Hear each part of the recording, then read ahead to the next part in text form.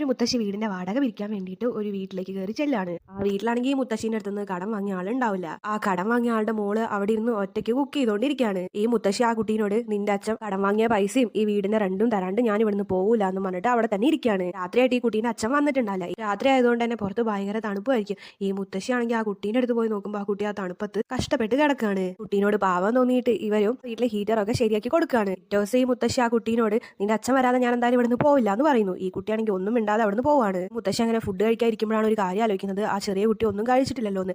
അവൾ അന്വേഷിച്ച് പോകുമ്പോൾ ആ ചെറിയ കുട്ടിയാണെങ്കിൽ ഒരു പൈപ്പിന്റെ അടിയിൽ നിന്ന് വെള്ളം മാത്രം കുടിച്ചിട്ട് നേരെ സ്കൂളിലേക്ക് പോവാണ്. ഇത് കണ്ടിട്ട് ആ മുത്തശ്ശിക്ക് പാവാൻ തോന്നിയിട്ട് മുത്തശ്ശി ആ കുട്ടിക്ക് ഫുഡ് വാങ്ങി കൊണ്ട് കൊടുക്കാണ്. ആ കുട്ടിയാണെങ്കിൽ ആ ഫുഡ് നന്നായിട്ട് കഴിക്കുകയാണ്. അങ്ങനെ അടുത്ത ദിവസം മുത്തശ്ശി ആ കുട്ടിക്കും കൂടിയുള്ള ഫുഡ് ഉണ്ടാക്കിയിട്ട് അവളുടെ വീട്ടിലേക്ക് വരികയാണ്. അപ്പോഴാണ് മുത്തശ്ശി ഒരു കാഴ്ച കാണുന്നത്, ആ കുട്ടീന്റെ അച്ഛൻ കുടിച്ചിട്ട് അവിടെ കിടക്കുന്നു. ഈ കുട്ടിയാണെങ്കിൽ അടുത്ത് നിന്ന് കരഞ്ഞുകൊണ്ടിരിക്കുകയാണ്. ആ കുട്ടീനെ ഒന്ന് സൂക്ഷിച്ച് നോക്കിയപ്പോൾ അവളുടെ മുഖത്തൊക്കെ അടിച്ചതിന്റെ പാടുണ്ട്. ഈ മുത്തശ്ശി എന്താ പറ്റിയെന്ന് ചോദിക്കുമ്പോൾ ആ കുട്ടി കുടിച്ചു വന്ന് എപ്പോഴും എന്നെ ഇങ്ങനെ അടിക്കും, വേദന എടുക്കുന്നുണ്ടെന്നെങ്ങാനും പറഞ്ഞാൽ അതിന് വേറെയും തല്ല് കിട്ടും.